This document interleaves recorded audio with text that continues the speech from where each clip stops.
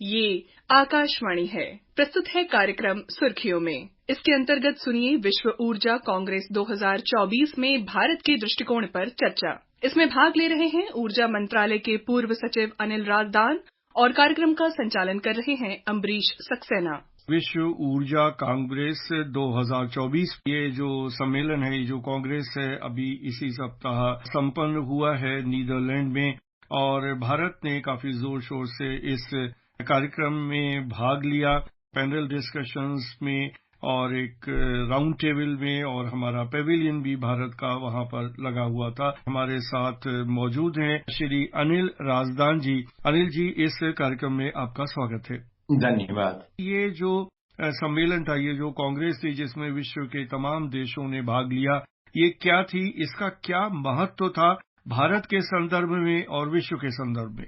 विश्व ऊर्जा कांग्रेस जो है, ये वर्ल्ड एनर्जी कांग्रेस जी, इसमें भारत का मंत्री लेवल पे जो नेतृत्व हुआ था वो 1998 में हुआ था। हालांकि ये करीब 100 साल पुरानी संस्था है, मगर पहले को इंजीनियरिंग बॉडीज और दूसरा इसमें पार्ट लेते थे।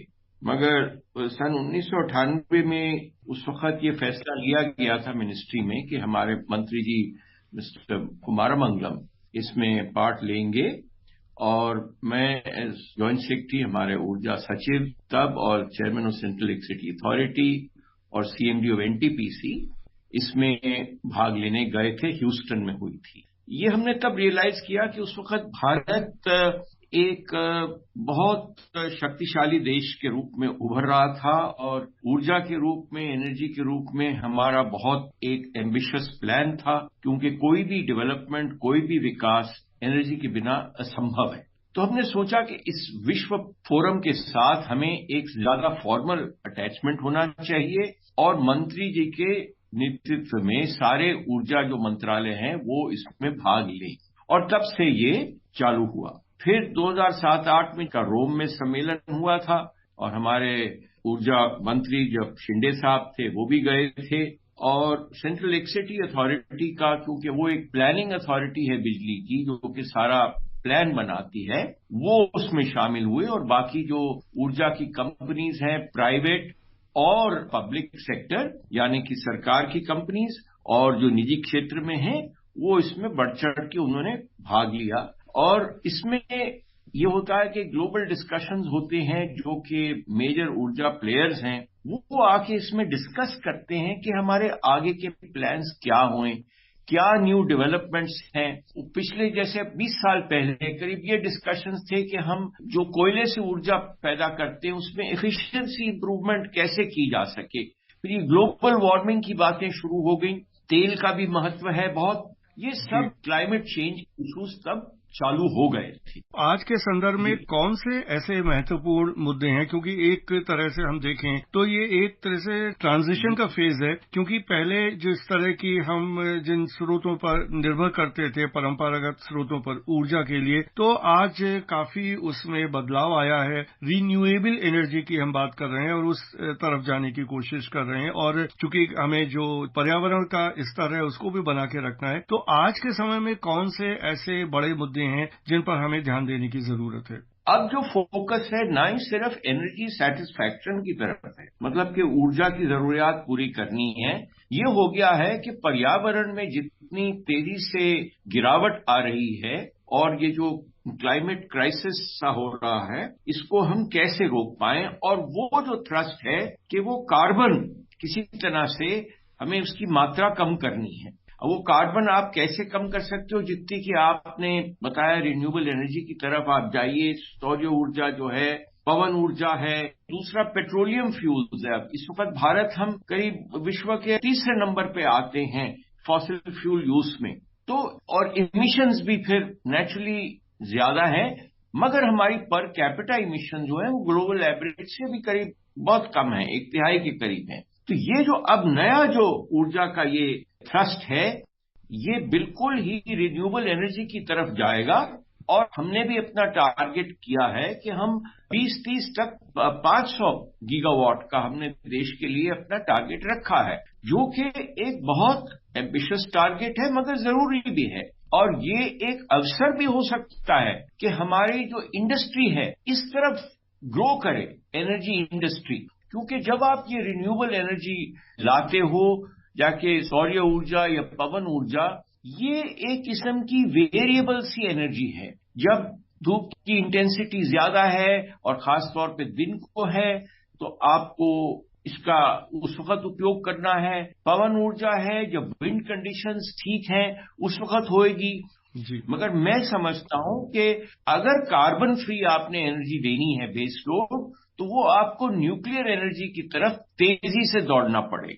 जिस प्लान में हम भी अब आगे कदम बढ़ा रहे हैं, तो एक बेस लोड एनर्जी है और ऊपर एक टॉप अप एनर्जी है जी। और जब इंटरनल एनर्जी है तो उसमें आपको स्टोरेज भी चाहिए। अब पंप स्टोरेज की कुछ कैपेसिटी है कंट्री में, मगर लिमिटेड है। इसी तरह आपको बैटरी स्टोरेज चाहिए, जिसको BESS भी कहते हैं। वो भी एक कॉस्ट ऐड हो जाती है। एक तो आप बिजली प्रोड्यूस करिए, दूसरी उसको स्टोर करिए, और फिर जब आपको जरूरत है उस वक्त आप उसको डालिए सिस्टम में। तो अनिल जी, आपने सौर ऊर्जा और पवन ऊर्जा की जो खूबियां हैं वो भी बताई, और जैसे आपने न्यूक्लियर एनर्जी की बात की, लेकिन जब हम हाइडल या थर्मल की बात करते हैं, और खासतौर से इस संदर्भ में जबकि एक नेट जीरो का टारगेट, एक लक्ष्य हमने फिक्स किया हुआ है कि 2070 तक हम उस लक्ष्य को हासिल करने की कोशिश करेंगे, ऐसे में आपको क्या लगता है, ये हम इस लक्ष्य को हासिल करने के रास्ते में कौन कौन सी चुनौतियां अभी हमारे सामने हैं? एक चुनौती तो ये है कि आपको स्टोरेज की तरह, जब जैसे मैंने कहा जो रिन्यूएबल एनर्जी है, इंटरमिटेंट एनर्जी है, उसको स्टोर करने के लिए आपको सॉल्यूशंस चाहिए। आपकी जो ऑटोमोबाइल मूवमेंट है, वो अगर पेट्रोल डीजल से बिजली की तरफ जाएगी तो उसमें बिजली की खपत चाहिए, उसमें बैटरीज चाहिए। बैटरीज के लिए अब आजकल लिथियम पे ज्यादा जोर है, लिथियम के एसेट्स भी लिमिटेड हैं, तो आपको देखना है कि और किस मटेरियल से, एल्यूमिनियम बैटरीज हैं, कौन सी बैटरीज हैं जो कि आप यूज में ला सकते हैं। तो ये एक है जो आपको इस तरफ तेजी से काम आगे बढ़ाना है और एक टाइम बाउंड प्लान से करना है। अब इसमें आपने कह तो दिया कि नेट जीरो पे हमने 2070 में पहुंचना है, मगर एक इस बीच में एक चीज आती है जिसको पीकिंग एनर्जी कहते हैं। हमारा देश ग्रो कर रहा है, जैसे बच्चा ग्रो करता है, उसको ज्यादा इनपुट चाहिए, वो ऊपर बढ़ रहा है, जिस्म उसका बढ़ रहा है। अब जो हमारा पीकिंग इंटेंसिटी है वो किस साल में इस्टेब्लिश होएगी, वो अभी हमारे एनर्जी प्लानर्स के सामने एक ये सवाल है जो कि आसान नहीं है कि कब तक हम पीक करेंगे ताकि उससे फिर हम नीचे उतरना शुरू करें।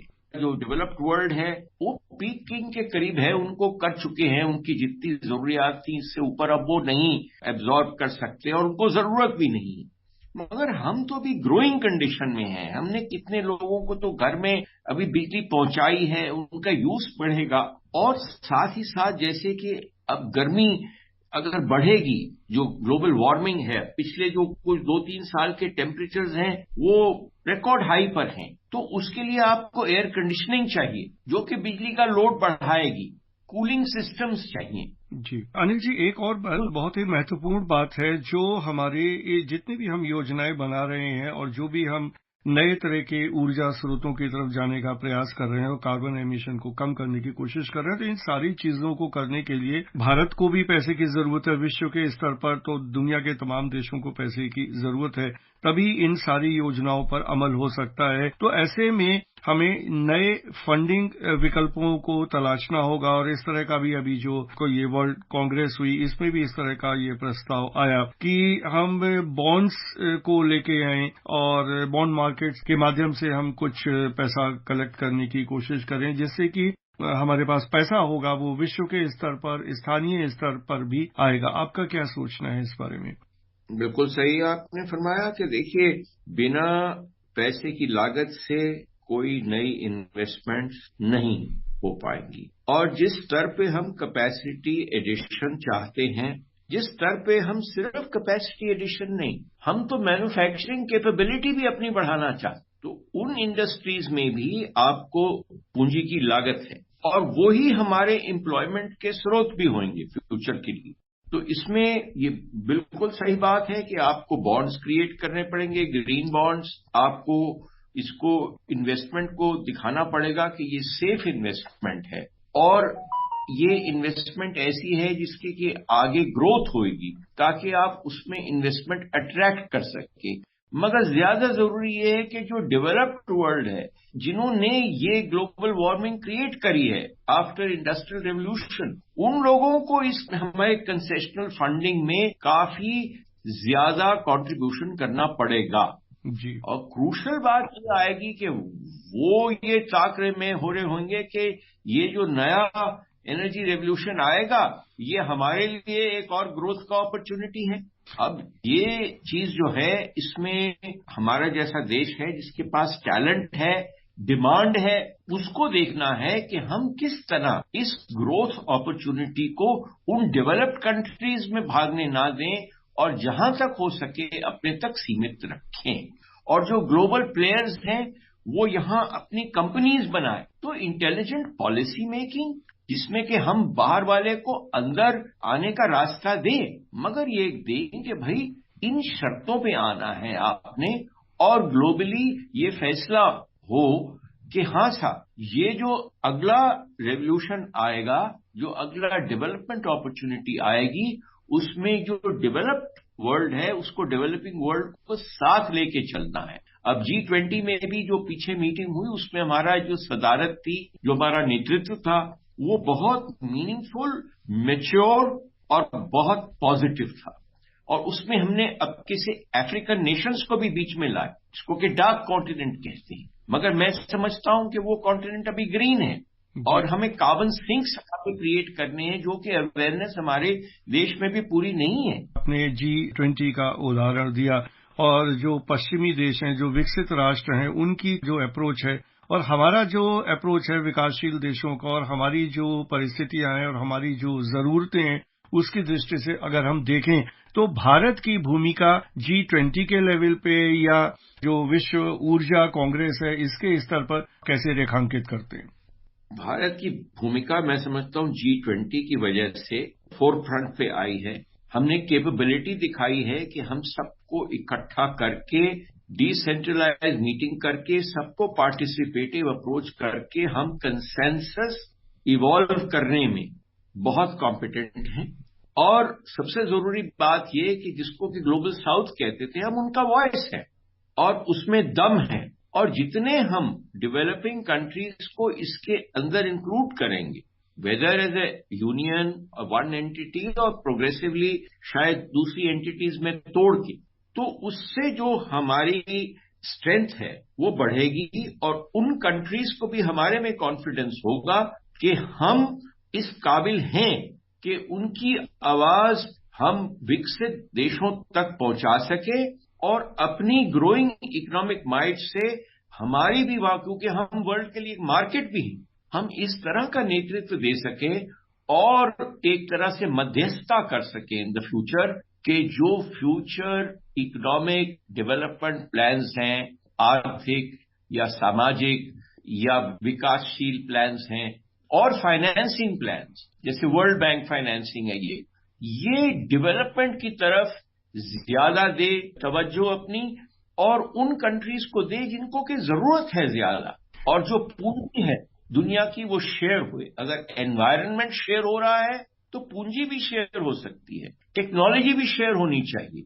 और वो जो एक स्ट्रांग नेशन जो मध्यस्थता करे, जिसने कि G20 में बहुत काबिलियत से करी है, वो चीज हमें आगे दिखानी है और ले जानी है। अनिल राजदान जी, इस कार्यक्रम में भाग लेने और हमारे श्रोताओं को ऊर्जा से संबंधित विषयों पर इतनी महत्वपूर्ण जानकारी देने के लिए आपका बहुत बहुत धन्यवाद। आपका बहुत बहुत धन्यवाद। ये कार्यक्रम आकाशवाणी के समाचार सेवा प्रभाग द्वारा प्रस्तुत किया गया। इसे आप हमारे mobile app news on AIR और YouTube channel news on AIR official पर भी सुन सकते हैं।